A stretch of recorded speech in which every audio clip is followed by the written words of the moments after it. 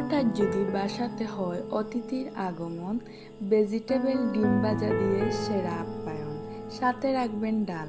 আসসালামু আলাইকুম এভরিওয়ান, আশা করি আপনারা সব ভালো আছেন। আজকে আমি নিয়ে আইলাম নতুন ডিম দিয়ে ভেজিটেবল ভাজার রেসিপি। অবশ্যই আপনারা সাবস্ক্রাইব করে আমার ছোট্ট চ্যানেলের পাশে থাকবেন।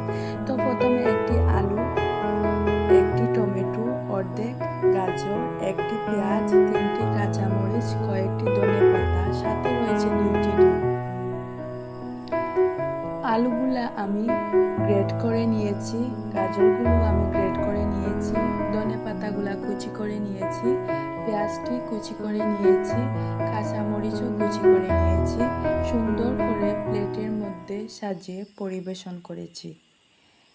প্রথমে গ্রেট করা আলুগুলো আমি দিয়ে দিচ্ছি, তারপরে গ্রেট করা গাজরগুলা আমি দিয়ে দিচ্ছি, পেঁয়াজ কুচিগুলাও দিয়ে দিচ্ছি, টমেটো কুচিও দিয়ে দিচ্ছি, ধনেপাতা কুচিও দিয়ে দিয়েছি, কাঁচামরিচ কুচিও আমি দিয়ে দিচ্ছি। অবশ্যই বাসাতে বসে খুব সহজে 2 মিনিটে আমার রেসিপিটি আপনারা শিখে যেতে পারবেন। তারপরে পরিমাণ মতন লবণ আর স্পেশাল স্বাদ বাড়ানোর মশলাটি আমি দিয়ে দিয়েছি। সবগুলো আমি একসাথে মিক্স করে নিয়েছি। তারপরে 2টি ডিম অ্যাড করে নিয়েছি। অল্প পরিমাণে পানি দেব, সবগুলা একসাথে মিক্স করে নেব। অবশ্যই ডিম ভাজার সময় আপনারা অল্প পরিমাণে পানি দিবেন, এতে ডিম ভাজবার সময় ফুলে উঠবে। তো সুন্দর করে আমি সবগুলা একসাথে মিক্স করে নেব। অবশ্যই ভালো করে মিক্স করে নিতে হবে। তারপরে আমি 1 চামচ বেসন পাউডার দিয়ে দিচ্ছি। ভেজিটেবল ডিম ভাজাতে অবশ্যই বেসন পাউডারটি দিতে হবে।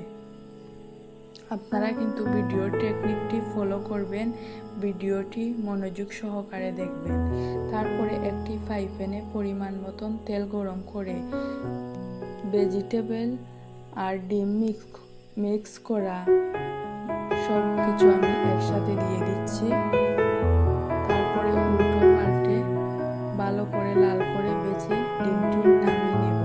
অবশ্যই ভিডিওগুলো ভালো লাগলে সাবস্ক্রাইব করে আমার ছোট্ট চ্যানেলের পাশে থাকবেন আর ভিডিওটি মনোযোগ সহকারে দেখবেন। খুবই টেস্টি একটি রেসিপি, অবশ্যই আপনারা বাসাতে